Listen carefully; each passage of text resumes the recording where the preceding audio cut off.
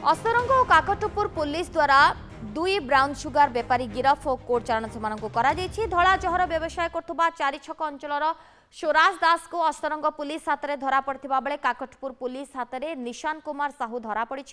स्वराज निकटू 6 ग्राम ओजन brown sugar और Kakatpur police निशान निकटू 8 gram brown sugar जबत करी।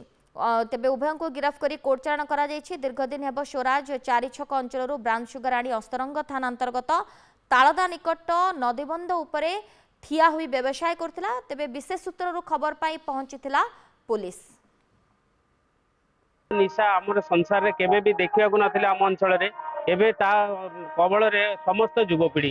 तेणु मु अनुरोध करी कि प्रशासन को खास करी पुलिस प्रशासन एवं अबकारी विभाग को से माने असरंग काकट उपरे विशेष कर नजर दियंतु।